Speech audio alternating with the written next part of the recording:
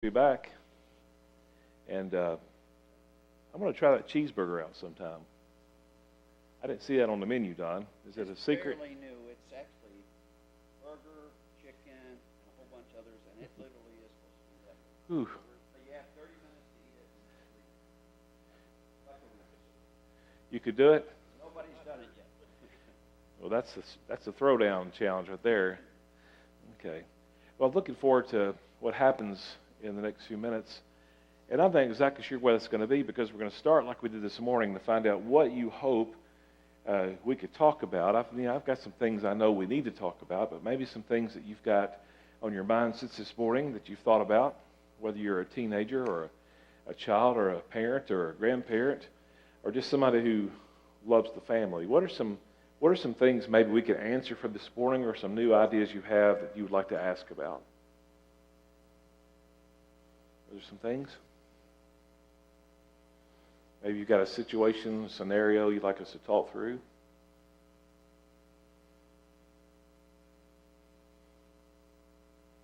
Well informed, Don. They got the answers. Well, let me make some observations about family in general, about parenting specifically, and some things I've thought about since this morning discussion and time of worship. I think one of the things we have to address is, unlike a lot of titles we get with jobs and recognitions maybe you get at your place of employment, the title of parent is more than just calling yourself a parent. What does it mean to be a parent? Because it's more than just a job. What does it mean?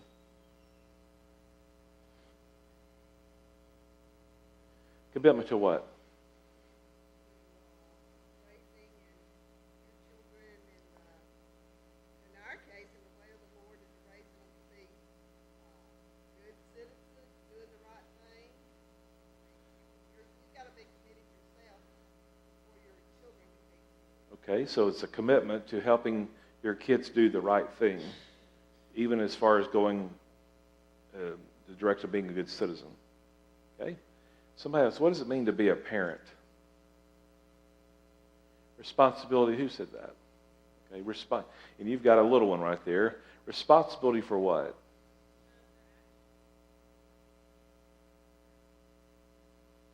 You know, that's kind of hard to remember sometimes. In fact, it's hard to accept sometimes that everything that our kids do is a reflection of us. I know there's some times that doesn't seem fair or right, but it is one thing we have to remember. As a parent, we are ultimately responsible for helping our kids know how to behave. Somebody else, what does it mean to be a parent? Liz? Love unconditionally. That's one of the things that we don't talk a whole lot about as parents, because we get so wrapped up into what you got to do. We get wrapped up in control and making sure our kids act a certain way. What does it mean to love unconditionally?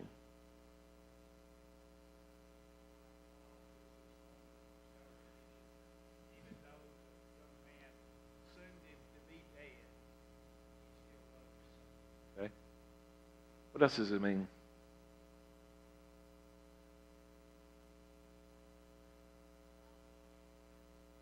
Loving even if you want to kill them.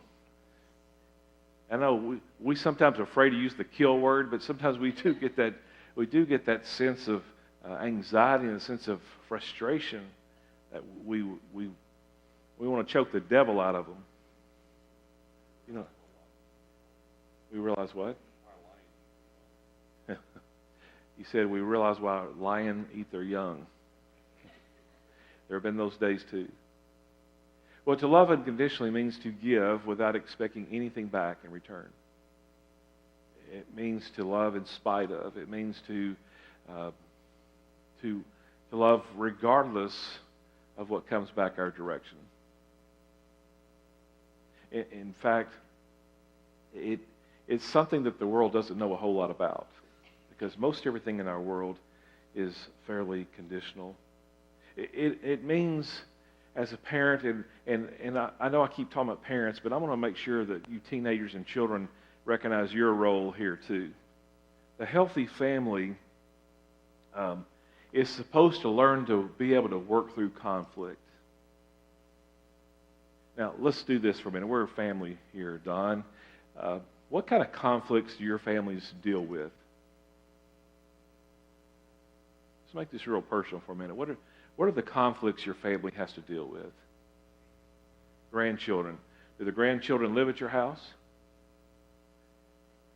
You haven't seen them in a while. Okay? So the conflict is you haven't seen them. And whatever that means, the conflict you have with kids. Okay? Somebody else, what's the conflict at your house? Teenage drama where the world is coming to an end. Just be straight up with me. Who's got drama going on in your house right now? Okay. It's interesting. I don't see any teenagers raise their hand, but I see some parents raise their hand. Okay. Okay. What else is conflictual in your families? Rebellion. And how old is your child? My grandchild is just 11. Your grandchild is 11, so the 11-year-old is the one that's rebellious. Okay? What's he rebellious over, by the way?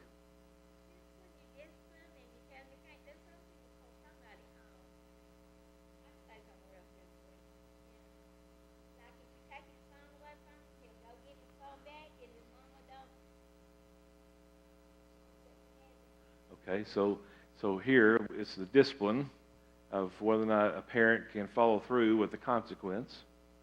So the conflict is about the fact that he's rebellious, but he does whatever he wants to anyway. Which I would bring back to your first question. I've been thinking about what is parenting.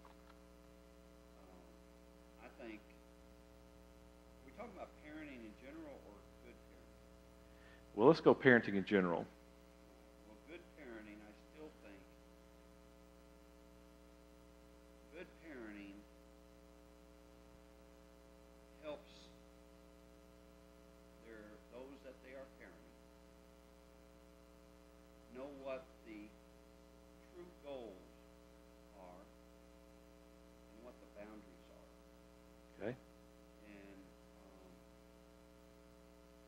that requires communication, but it also requires a lifestyle of you going in the same direction of the goals that you are setting, as well as making sure you stay within the same boundaries that you set. And sometimes we as parents don't do a really good job of being consistent with what the boundaries are, what the limits are, what the consequences are, and sometimes our lack of follow-through becomes the issue, not just the child or the teenager. Okay? And there is a difference between parenting and good parenting. Because if you go to anywhere, you can see all kind of parenting. The key is for us, even this weekend, to talk about what good parenting is. Somebody else, what's conflictual in your home?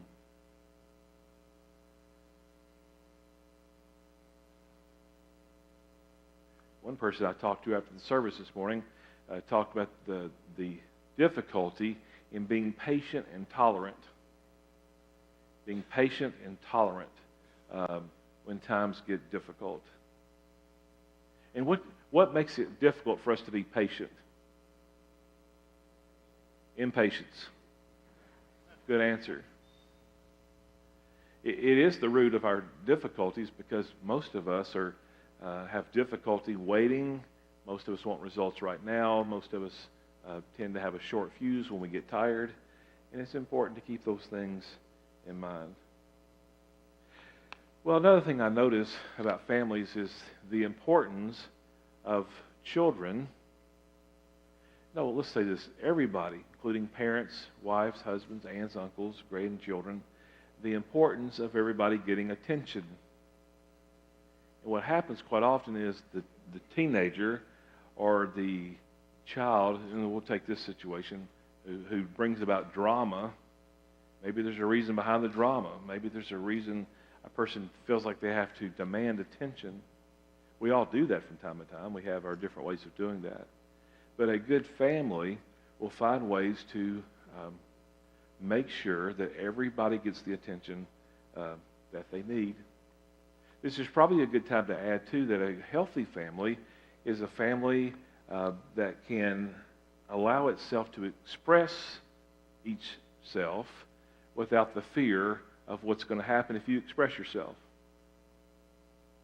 A lot of us grew up in families that weren't allowed to be emotional. A lot of us grew up in families where we weren't allowed to say what we think. But it is important in today's world that the healthy family learn how to express themselves without the fear of getting in trouble.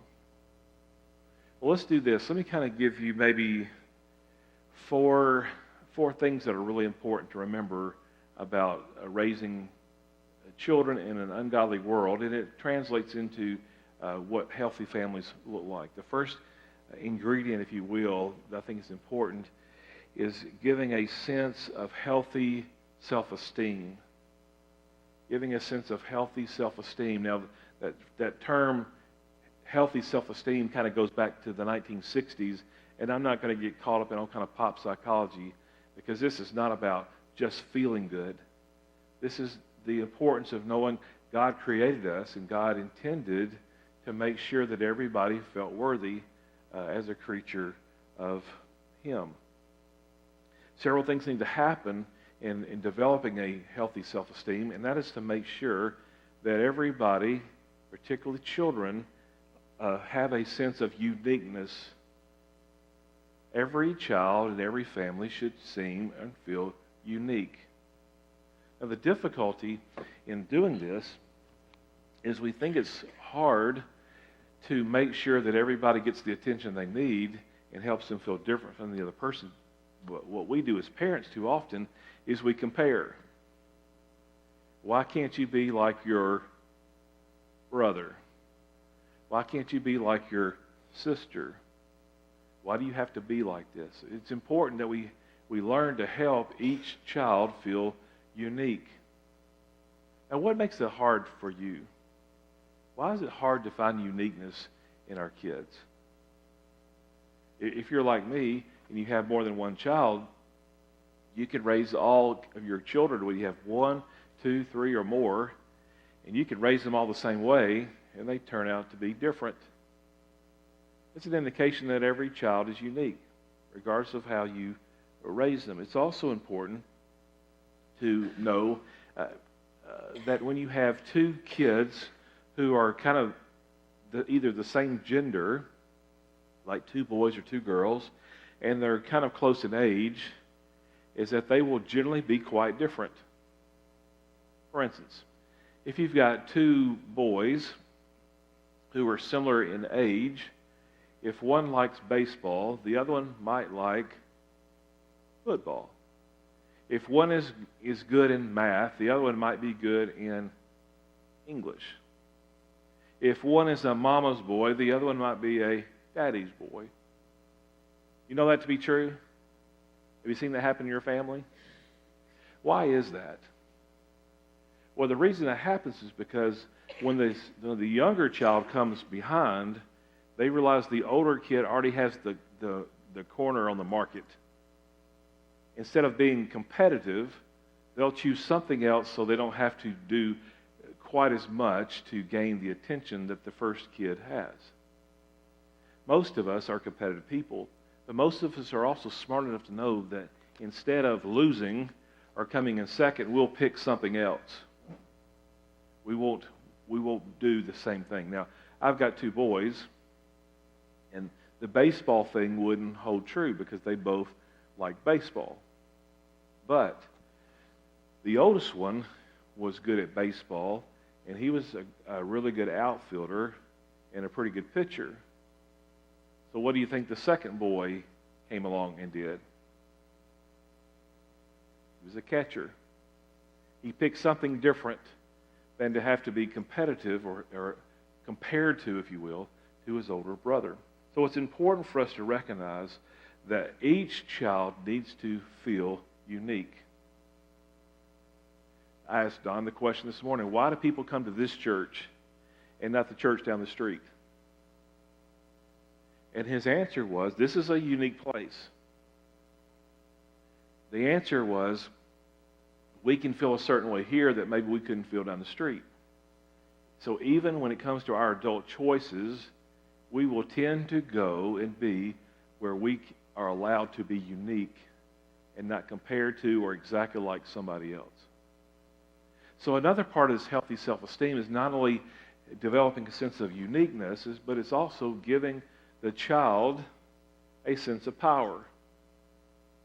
You say, well, why would you want to give a child a sense of power, Tony? We already can't control them. We have the situation with the cell phone. Well, helping a child realize it is ultimately up to them of how much fun they have in life. In fact, this is going to be difficult for some of you to hear, but we have got to get to the place where you know, and I know, we cannot control our kids. Now, when they were little, we could control them. We would put them in the playpen. We would put them in their high chair. We would tell them to stay in their bed, and they would stay in their bed. But as they get older, like past 3, they develop a sense of power.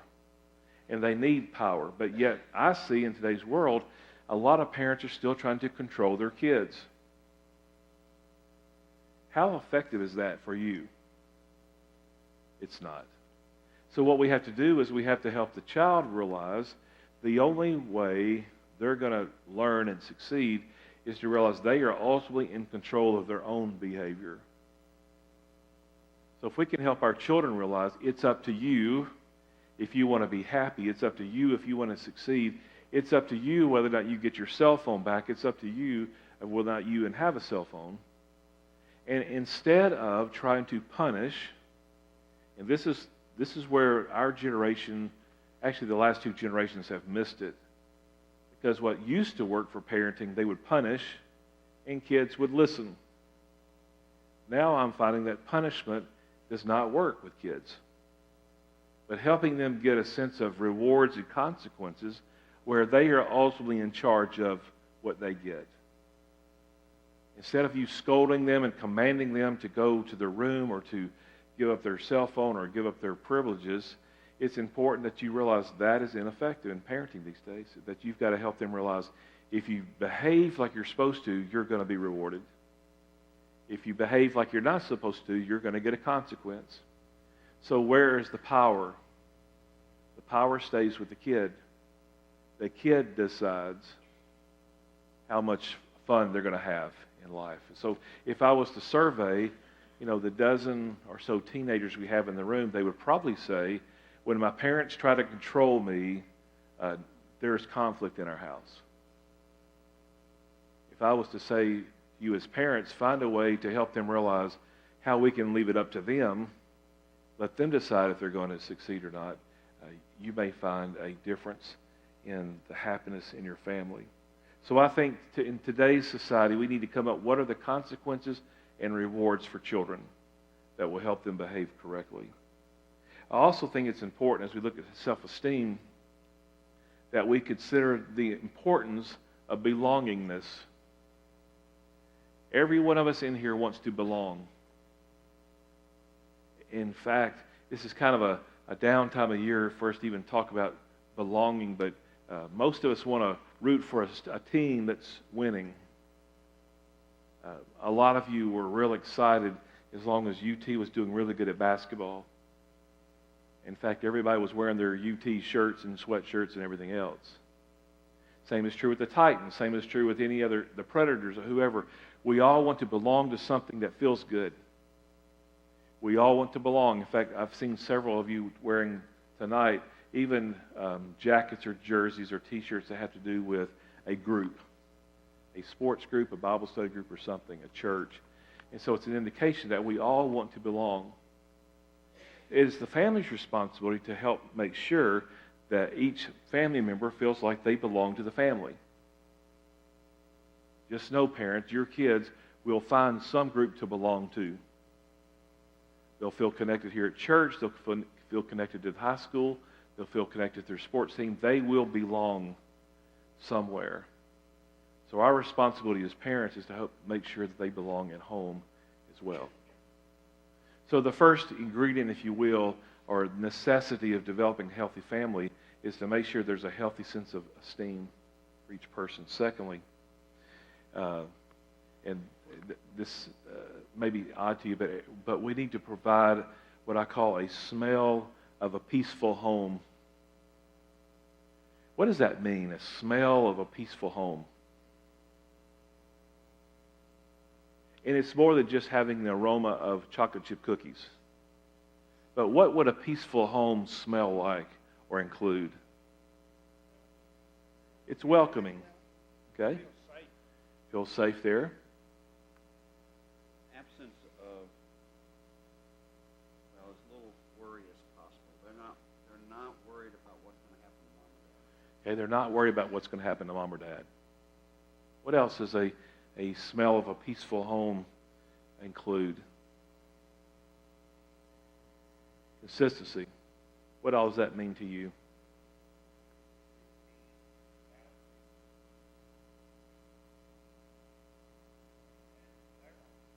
Okay, mom and dad are there all the time. There's consistency.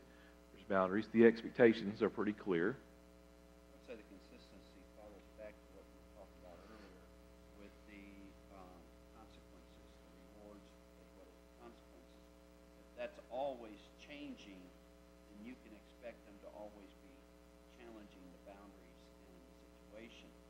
If, for example, if you lay down a punishment or a discipline, a consequence, but you're not consistent in that, then don't expect them the next time to expect you to be consistent. It's kind of like driving down the interstate and the speed limit is 70. But if you can consistently drive 75 or 80 and get away with it, what are we going to do?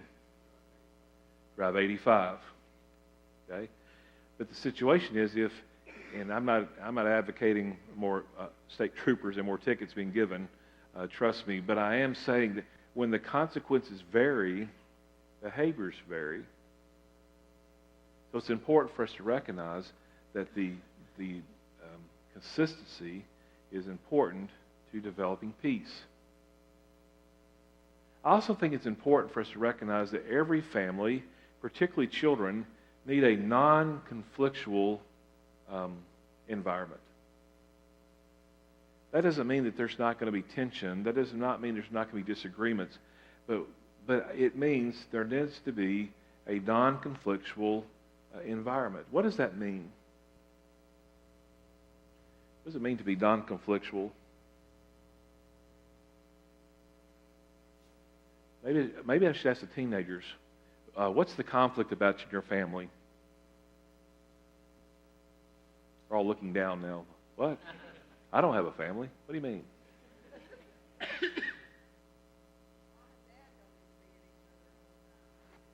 Okay, so if mom and dad are always in conflict with each other, who wants to be around that? Or if they know that the parents are conflictual in their decisions and boundaries and goals and expectations and consequences and rewards, then they're automatically going to be in conflict. Okay, so if the kids think that there's always going to be tension between mom and dad about the boundaries and the rewards, there's always going to be tension. I think one of the things that is problematic in today's society, in today's family, is we live in chaos most often. It's because we got too much going on.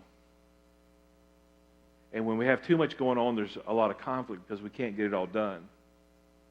I also think another thing is we are tense people. We're uptight people. Maybe you think because you live here in Flintville that you're more laid back than we are in Nashville. But I don't think it's that much different. You get involved with traffic just like I do. Maybe it's a different kind of traffic. But you get involved with something that brings about tension in your life. So I think what happens is we take our tension to our homes, and I think it spreads the conflict. Here's one of the things I would say to us as families, and that is refuse to argue. refuse to argue. Is that possible? Completely. Now, why do we argue? This is not just about parents and kids, but why do we as people argue in general?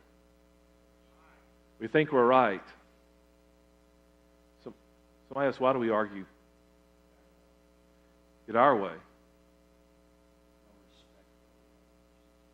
No respect for the other person's opinion. Anything else?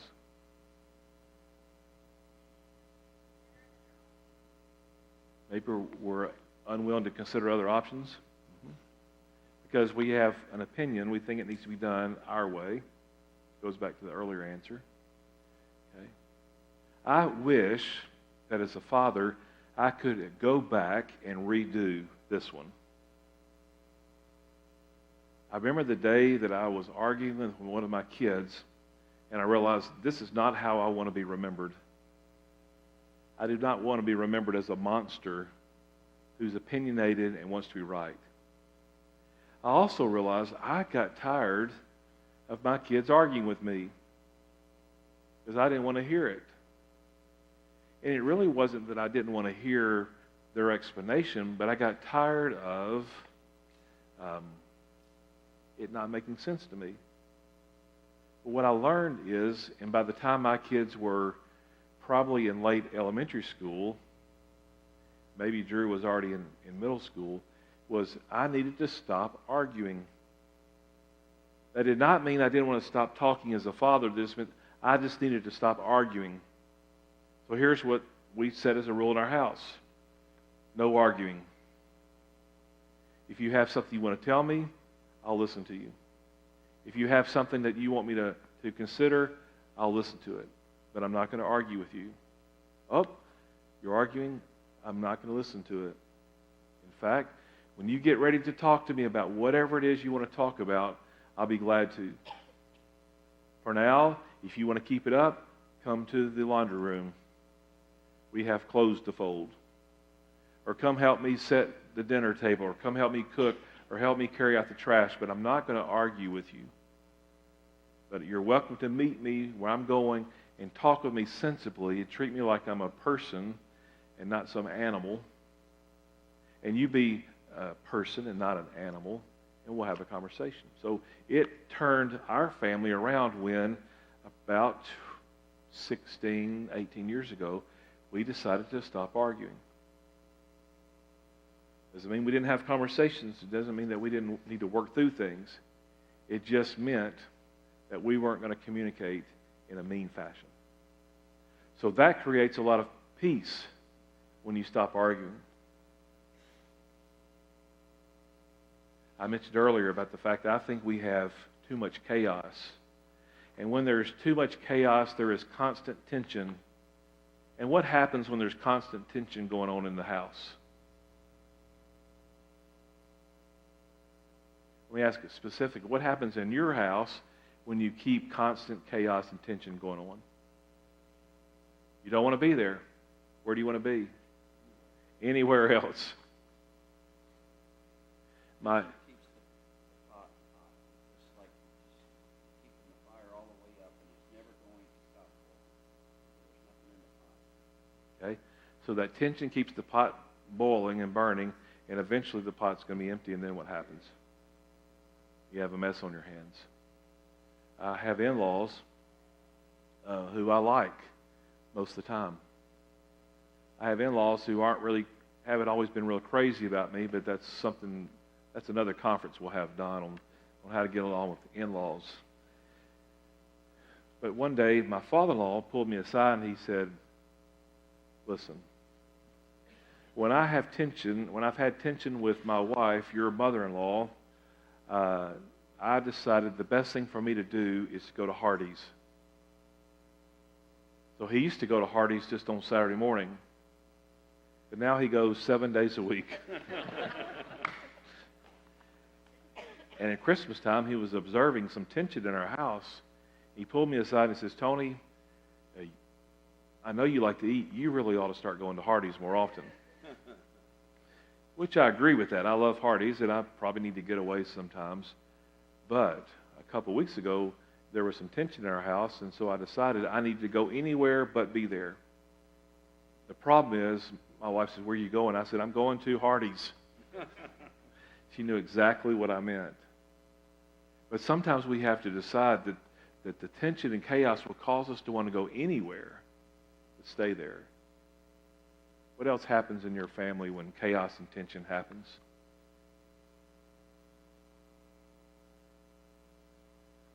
You stop communicating. You make poor decisions. And you make poor decisions. And if you have teenagers, your teenagers may get to the point where they don't want their friends to come over. Because they don't want their friends to see tension. They don't want their friends to know that life's not good or perfect at your house. So that second part of a healthy family is not just developing a healthy self-esteem, but it's also developing a peaceful smell to the house. Thirdly, I think it's important that we give our families what I'll call a taste of security. Now, I'm not talking about a little food. I'm not talking about a drink. I'm just talking about a taste of security. In other words, it's important for us to speak daily about the fact that we have legitimate fears. We have legitimate concerns in our family. There are certain things that cause us to feel insecure. So I hope you will know that it's important to daily talk about security. Let's ask it this way. And you don't have to answer it about your family, because that may be difficult for you, because some of you are sitting with people who don't know that you have tension at your house. But what are some potentially some insecurities that people might have in their family?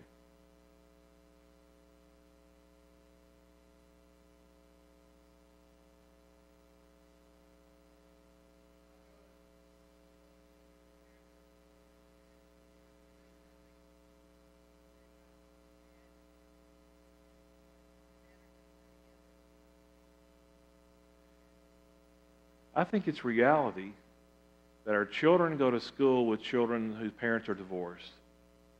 The reality is some of you are divorced.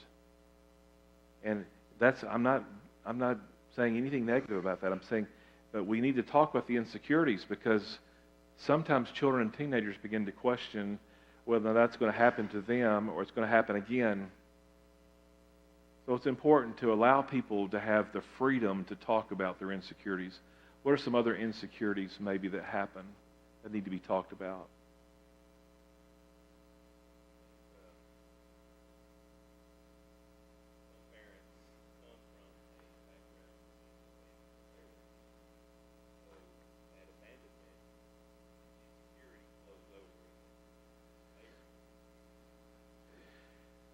Let's deviate for a minute and deal with abandonment for a minute. We all simplify this. We all have one of two core issues. Some of us grew up in a family where we were abandoned. Either our parents got divorced, we were neglected, we were abused, mom and dad weren't present. Even if they didn't divorce, maybe they weren't present. But there was a sense of, I've been left by myself. So what happens when we have that as our core issue, we grow up with what? The same fear. Because we think everybody's going to leave us. We think we're going to be abused. We think we're going to be let down. So we develop that core issue of abandonment. So what happens is, if that's our core issue, we address everything that we do with that fear. I mean, ultimately, a person with the fear of abandonment could come to church here and be worried that every Sunday Brother Don's going to announce he's quitting. Now, I know... Nope. Something that happened 2 weeks ago. Okay, so there's a joke, huh? Well, my wife sat in the wrong place. Oh, your wife sat in the wrong place. Okay, we'll leave it. We'll leave it at that. But if you have a fear of abandonment, everything from church to family to relationships to even your job, you will fear that I'm fixing to be disappointed. The other core issue is what I call the core issue of absorption. And that is for those of us who grew up in families where there was a bar to jump over, there was an expectation, and every time we went to jump over that bar, guess what we felt like happened? It was raised. So we spend our whole life trying to impress other people. So our core issue is the issue of absorption. It means we never can do enough. So what happens is it's kind of like being a sponge and having water poured in your sponge, and eventually your sponge becomes saturated. You feel overwhelmed, so what do? You have to go wring yourself out and start all over again. But that core issue of absorption is important for us to know if we have it, because when people have the core issue of absorption, they're kind of taking everything in and doing everything for everybody else. But when they get anxious, they want to be by themselves because they don't need any more expectations. They don't need to have any more water poured on their sponge. But what does the person who has the fear of abandonment do when they get uptight? They want everybody around them because they want the security of, I'm not going to be by myself. So if you're married to somebody who has the fear of abandonment, they're probably going to expect you to be around when things get tense. And guess what happens if you have the core issue of absorption and things get tense? What do you want to do? Go to Hardee's. I would have a hard time around here because how far is Hardee's from here? AFL, it's not too far. Okay, good. Whew. Maybe I could come here more often then.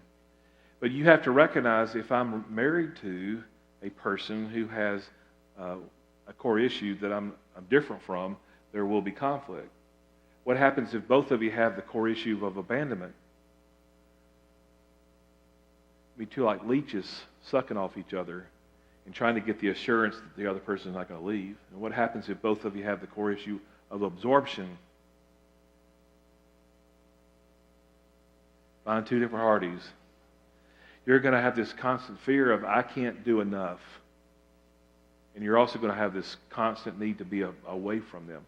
Now, what you have to recognize, parents, is your kids have these issues too. They may not be adults yet. But if your kids have the fear of being abandoned, or your kids have the idea of too much is expected of me, you've got to deal with those issues too. I don't mind telling you, I came from a family that had a bar. And every time I went to jump over it, there was a new level. And so if you've been around me very much, you see here's a person who's driven because he's constantly letting people pour their water on his sponge.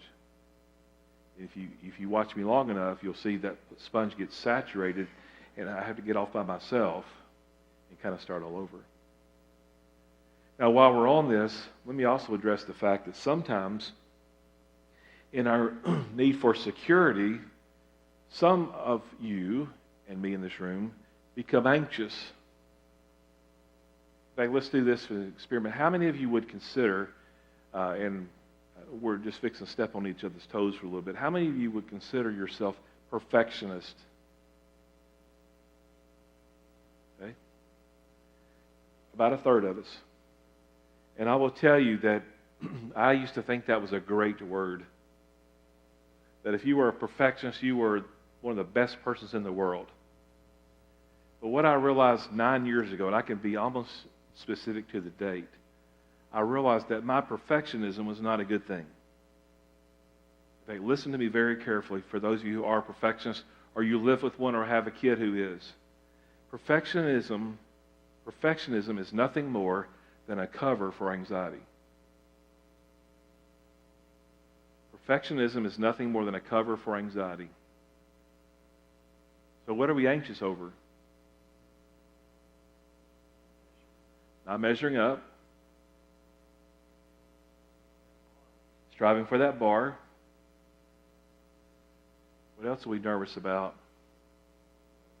Failure. Now, if we get real specific and if we get real personal with each other, we'll realize that for those of us who are perfectionists in here, we're anxious people, and our anxiety is spreading over to other people. So our perfectionism is not a good thing. In fact, our perfectionism generally makes relationships even harder. Because guess what you perfectionists as parents do? What do you expect of your kids? Too much and even perfectionism. And so think about this for a minute. If our kids get anxious, what do we really want them to do? We really want them to relax. We really want them to talk to us. We really want them to be okay with who they are. But why can't they do that? Because their perfectionistic parent won't let themselves do that. So we have to be careful as parents that we don't pass on our anxieties to our kids. I have never had an anxious child or teenager come to my office who did not have an anxious parent. Never. Anxiety breeds anxiety. So think about what your core issue is, mom and dad, or aunt or uncle, or grandparent. If your core issue is your fear of abandonment, recognize you may be pressing that to your kids by saying, I'm going to guarantee you that you will never feel abandoned. But guess what? You can't guarantee that. And if your core issue is absorption, you're going to say to your kid, I'm never going to have expectations for you, which you got to recognize you can never not do that. So you've got to find, how do I give my child, and how can my family have a sense of security? Any questions about perfectionism before I move off? That's kind of something I didn't know we'd jump into, but I think it's important for us, and we try to raise kids, to look at our own issue. One day, my two boys came to me. They were in high school and middle school. And here's what they said: Dad, what is your issue? Now, we allowed our kids to talk pretty freely to us because we wanted them to feel secure about the tension or the lack thereof in our home. And I asked Drew and Caleb, what do you mean, what's my issue? They said, you have 4 diplomas on your wall, and you're one of the most unhappy people we know. So if that's what getting diplomas on my wall looks like and feels like, we're out of here. Quite honestly, that's why my 2 oldest kids don't have diplomas on their wall.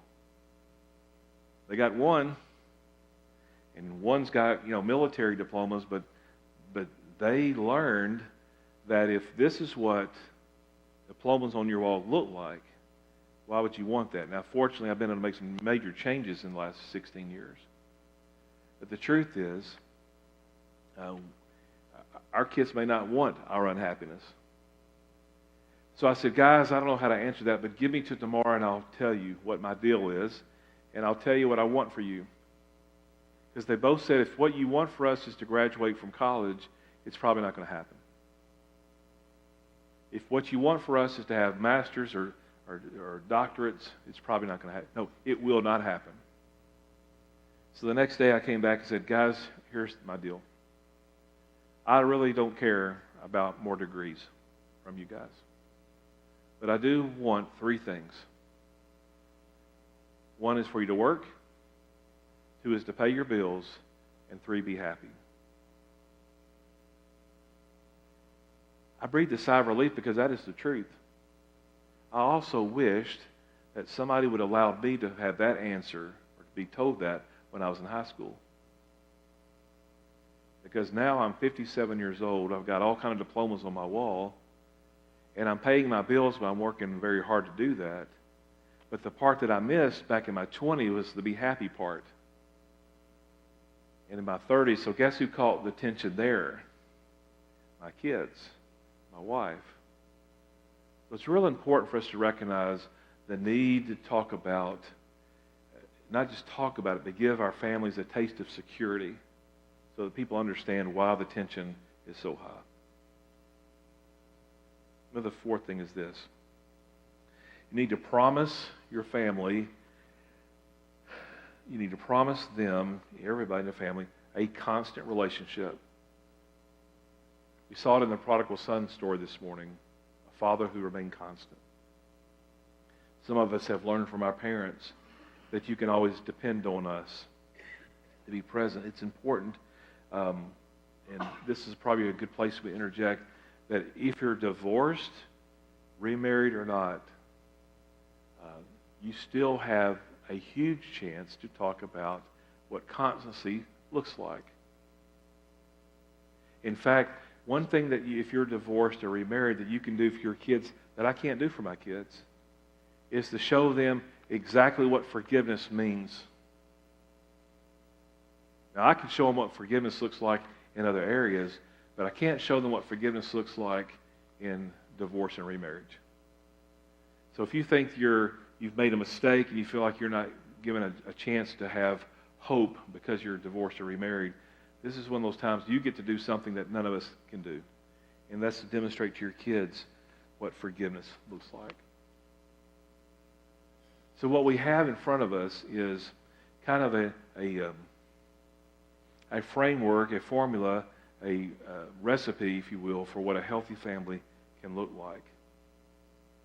And what I've experienced as a therapist and as a pastor and just as a dad, that if I don't work really hard at those things will not happen. Here's what I want us to do. I want us to sing a song. And if you need to slide out and use the restroom, that's fine. But I want us to sing a song, and I'm going to lead us right into our second session that will help make sense of, so what do we do with all this that we've heard this weekend? So guys, can you come and sing for us? While they're getting ready to do that, let me say this, that you don't have to be perfect. When I learned 9 years ago that it was okay to be normal, and I was able to accept my humanness, I was able to then become a much better person because I can enjoy now who God made me to be. So let's sing, and then I'll read us in the rest of our night. Stand together.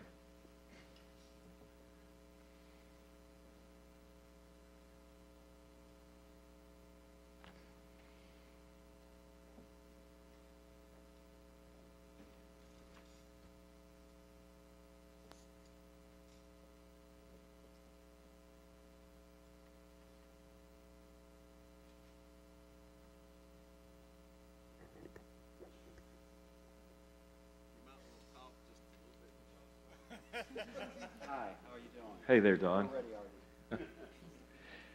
One of the things I will tell you is, and just be thinking, that being a good parent is like being a catcher on a baseball team.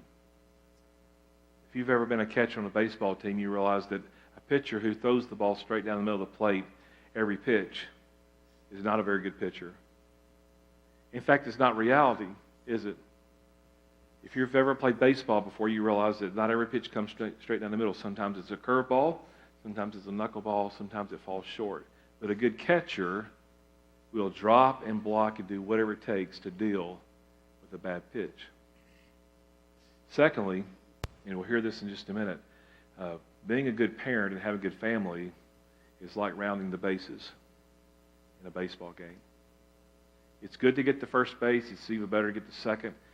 More important to get to third. But the important thing is what? Is finishing strongly. So in just a minute, we're going to use that baseball analogy to look at what does it mean to be the mom, the dad, the teenager, the child that God wants me to be.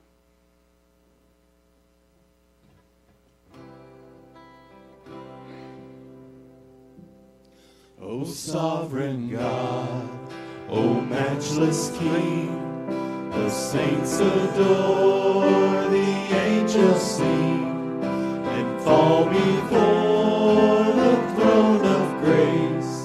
To you belongs the highest praise.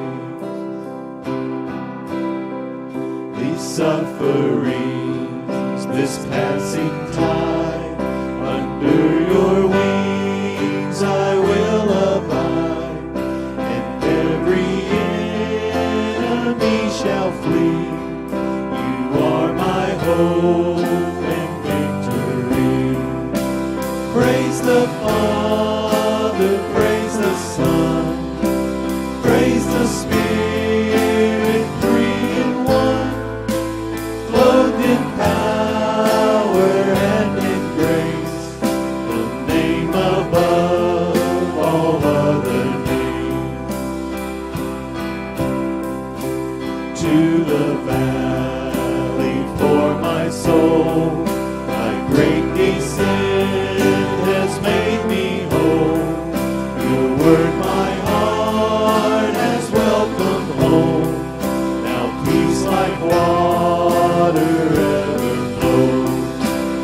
Praise the Father, praise the Son, praise the Spirit, three in one, clothed in power and in grace, the name above all other names. Praise the Father, praise the Son, praise the Spirit, three in one, clothed in power and in grace, the name above all other names. Yours is the kingdom, and yours is the power. Yours is the glory forever.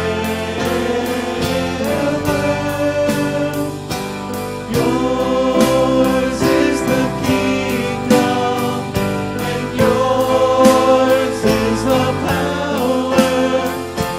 Yours is the glory forever.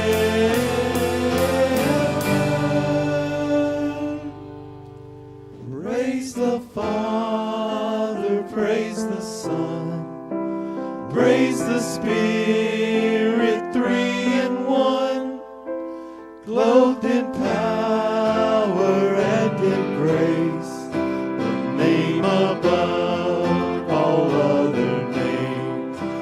Praise the Father, praise the Son, praise the Spirit, three in one, clothed in power and in grace, the name above all other names, the name above all other names.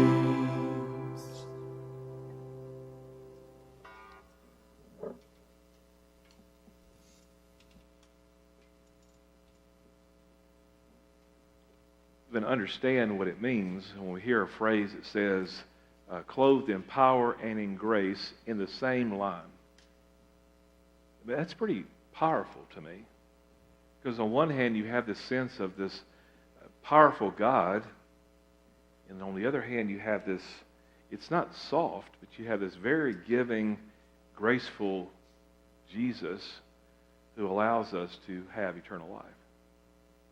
If you have your scripture, turn to John chapter 14, verses 1 through 8.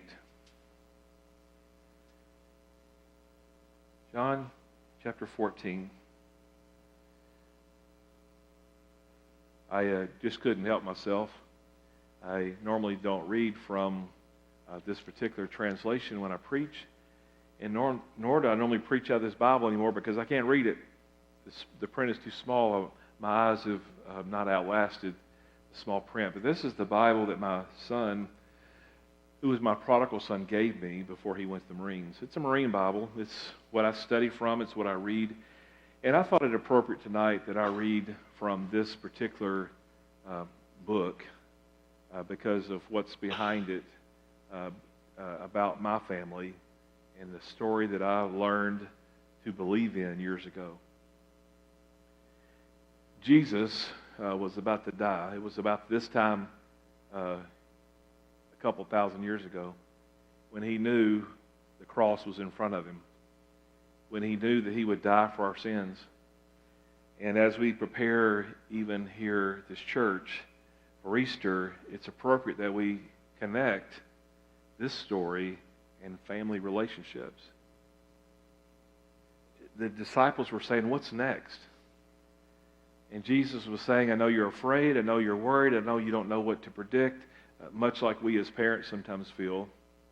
But he very calmly and very gently looked at his closest followers, his family, if you will.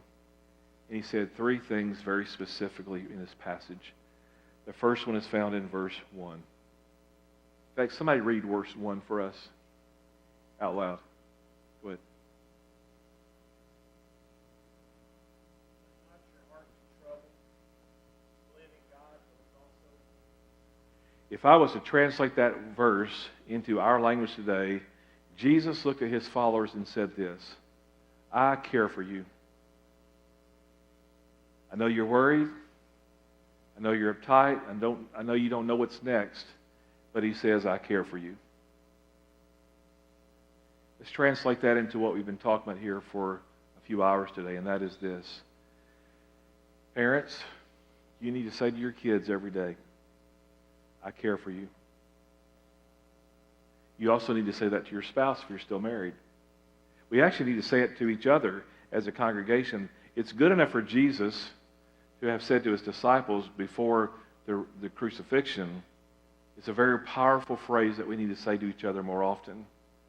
I care for you. I don't know how you're going to say that to your kids this week, but somehow this week you need to wrap your arm around them and let them know that you care about what they're going through. Nothing to do with how well they please you, nothing to do with how they meet your expectations. Separate. Just love them and say, I care for you. Someone read verse 2. In my Father's house are many mansions. If it were not so, I would have told you. I go to prepare a place for you. Here's what Jesus said to his disciples. You can trust me. If I tell you I'm going to prepare a place for you, I'm going to do that. Count on it. Believe me. Trust me. And too often, we as parents and grandparents have gotten away from telling our kids, you can trust me. Now, I'm not talking about you creating mansions for them here on earth, but I am saying that just as Jesus told his closest followers that they could trust him on a daily basis, our kids need to know they can trust us as well. Let me read another passage. Verse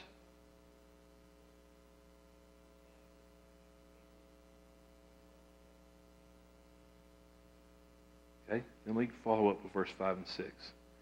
Lord, said Thomas, we don't know where you're going. How can we know the way? And Jesus told him, I am the way, the truth, and the life. No one comes to the Father but by me.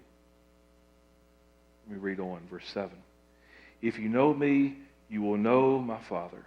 From now on, you do know him and have seen him. See, the question of the day back when Jesus was walking this earth was, what does God look like? Who is God? And Jesus said, if you have known me and seen me, you have seen my Father.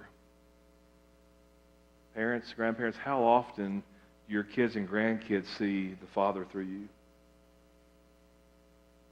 Quite often, they see something else. I mentioned the time I looked like a monster to my kids. That was not the Father. My kids and grandkids need to see the Father through me. I'm not going to ask you to give examples of what do you do that causes you not to be Christ-like or like God. You know what those are. I don't need to say anything to you to emote that. You just need to know more often that we should demonstrate to our kids what God is. If I was to read verse 8, no, I will read verse 8. It says this. Lord, said Philip, show us the Father, and that's enough for us. I don't mind telling you, ashamedly, I have bought the $400 baseball bats. I've spent way too much money on tennis shoes for my kids. I've bought things that my kids did not need. My kids should say to me, their dad, show us something different. That's what really matters. To take this a step further, I had you think about the baseball analogy just for a minute. Here's something I jotted down the other day. First base is this. Your job as a parent is to love your kids. Period. Your job as a parent is to love your kids. Period. Deuteronomy 6, 3 through 6 says this. You're to love the Lord your God with all your heart, with all your soul, with all your mind. Teach that to your kids. Put it on the doorpost of your home. Talk about it while you walk. That's a loose paraphrase. You know the passage I'm talking about. That's our role as a parent, is to love our kids. It's not to buy things. It's not to spend too much money. It's not to do things that don't matter. It's to love our kids. But note that it didn't say this. It didn't say do things for your kids and they'll be grateful for you. They'll hug your neck or they'll say, how can I mow the grass quicker? How can I clean my room better? It's not what the Scripture says. The Scripture says you are to love your kids. It's one directional. And if you expect anything else from your kids, you are not doing what the biblical example is. So first base as a parent is loving your kids. Second base is this. Second base is the key to effective parenting is through consistency. You can love your kids and you can do it consistently and you can get to second base. You're going to remain matter of fact. You're not going to argue. You're just going to use logical and natural consequences. You're just going to be consistent. You're going to do what we said earlier about consequences and privileges, but you're going to be consistent. That's second base as a parent. Third base is this. It's when we're effectively making adjustments when their ages change. I've got a couple babies here in front of me. You have expectations as a mom and as a dad. It's going to change when they're the age of those kids. And we have to make sure that as we parent our kids, that our expectations and our responses to them change. My 33, 29-year-old, and 27-year-old children need to be treated differently than I did when they were in elementary school. The other day, my sons asked me to meet them at Taco Bell. How wonderful when your kids ask you to meet for lunch at Taco Bell. And I'm thinking, man, who gets to do this? They pulled up in their big tree trimming truck, and we were over at the Taco Bell at the corner of Nippers Corner, Edmondson Pike, and Old Hickory Boulevard in the Brentwood area. I said, well, guys, come on in, let's go eat lunch. And they said, well, we're really not hungry. Well, I thought you wanted to meet at Taco Bell. Well, we're meeting at Taco Bell. I said, what's up? They said, well, you know, Dad, we could make a whole lot more money if we had better equipment. In fact, we've decided that there's this truck. We would like to buy this truck. It's got a big lift on it, and we would like to buy a truck, which I said, okay. Well, Dad, you don't understand. We actually need you to co-sign. Well, one, I couldn't co-sign for anything right now. I'm not going to co-sign for anything right now. I said, but by the way, how much is this truck? They said, well, it's only $77,000. Well, that was easy for me to say. But the way I had to respond to them as a 33 and a 29-year-old was not like I did when they were little kids. Go to your room. You want to make some money? Go mow the grass. It changes. The response they needed me from a dad now is different from when they were younger. The response from me now needed to be, here's why you don't buy that vehicle. Here's why you don't borrow that kind of money at your age. Here's why you may not need that truck, but maybe you need to do something with your old truck. So getting to third base as a parent is understanding that with time and as their ages change, our response has to change as well. You can't treat them like you did when they were babies. So what that means is helping your kids recognize that the way I love you may change. It doesn't change that I love you, it just may change. It also may be helping my kids realize that same does not equal equal. Because my boys said to me, but Dad, you paid for our sister to go to Samford University in Birmingham, Alabama. You're right. You had that opportunity as well. But one of them said, so you love Caitlin more than you love us. No, same does not mean equal. I love you all the same. Home plate. Home plate occurs when the relationships are maintained. The big picture is seen, and you realize there's not a stinking thing you can do to keep me from loving you. How exciting is it when you see somebody get ready to score, particularly if it's somebody on your team? There's nothing like it as a coach, as a dad, nothing like it at all. I was reading a story the other day. It was a World Series game in the early 1930s. It was the 7th game of the World Series, and the home team was down by a run. And everybody was excited because their best hitter was coming to the plate, and there was no question that he had the capability of hitting a home run or doing something that could tie the game. The guy got up. 2 pitches were thrown down the middle of the plate as strikes. The next 2 pitches were balls. It was a count 2-2. And the next pitch came down the middle of the plate, and the player hit the ball. And it went all the way to the fence. The player rounded first, the player rounded second, the player rounded third, and he came in and slid into home plate. The catcher had caught the ball, but the slide was underneath the tag. And back in the early 30s, there was no PA system that announced the game. The umpires had megaphones that they yelled out the score or the strike or the ball. And when the dust had settled, it was obvious he was safe, and the umpire said, "Safe." And the home crowd went crazy because he had just tied the game. They had a chance to win. The umpires got their heads together. One had a concern, and after they had their conversation, the head umpire took his megaphone and said this: "The player scored and was safe at home, but he's out because he missed first base." Can you imagine? The fact that he got close but didn't hit first base cost them the World Series.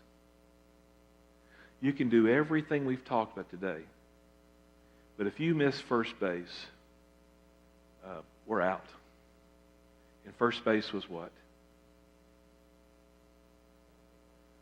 Love the Lord thy God and love your kids the same way.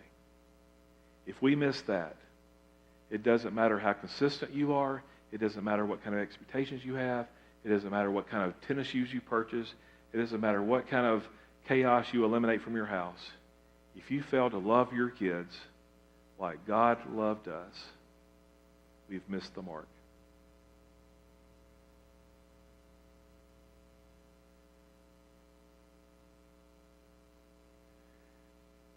When I was 9, I played baseball my first year for Third National Bank.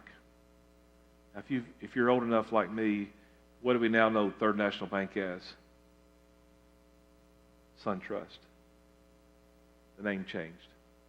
But when I signed up to play baseball for Third National Bank, they gave us our uniforms. They also put $5 into a savings account. If I had left that $5 into that savings account and never did anything with it, I checked the other day, it'd be worth $29.68.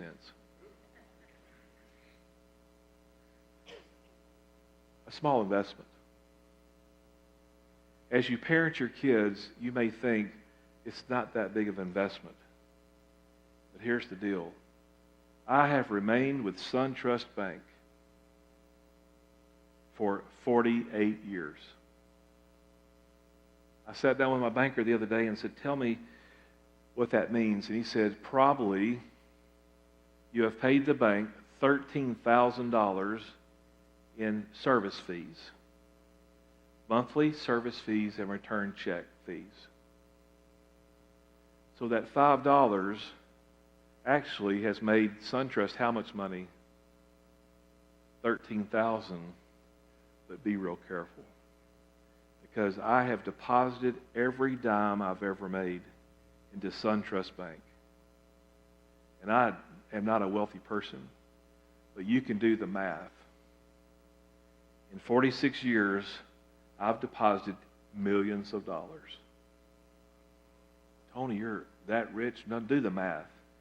Even if it was just $50,000 a year, all the money my family ever made per year, and you multiply that times 46 years, that's over $3 million.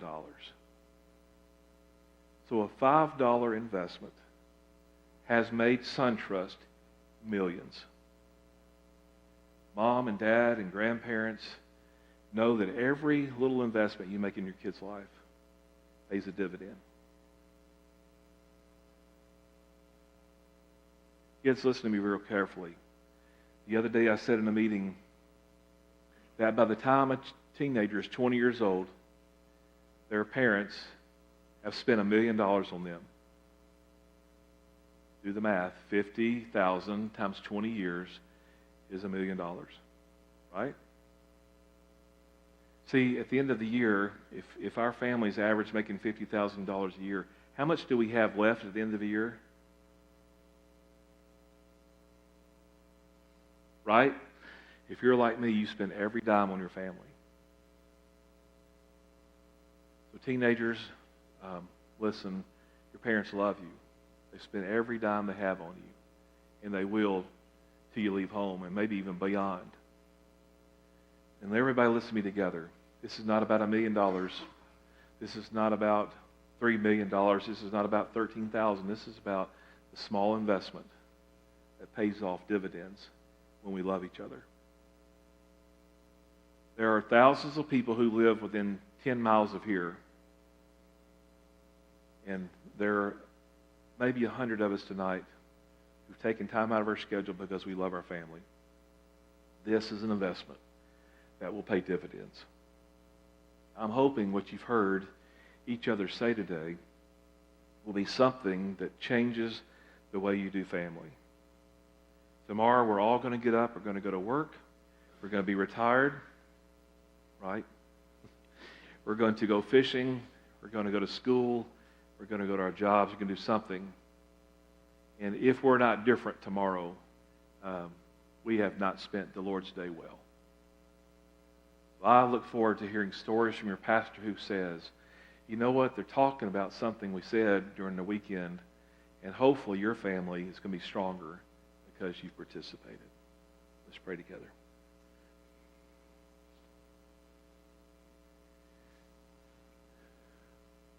Father, you are our God. You have challenged us from the very beginning when you created this world and you allowed Adam and Eve to have relationships so that they might have kids. And ever since then, the family has been growing. Father, help us as we take the things that have been said this weekend that will change us.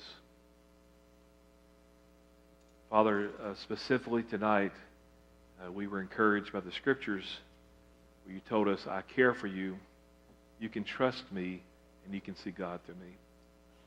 Father, my challenge is, as I go back to my home and talk to my kids and grandkids and wife, and as these families go back to their homes and get on with life tomorrow, that they will be different people. They will never forget the importance of loving their children and loving you with all our heart. That's the investment that you made in our life. And when you let Jesus die for us on the cross, we have the ultimate gift of grace and love and mercy shown to us. Father, thank you for this church and what it means to this community and what it means to each other. In your name we pray.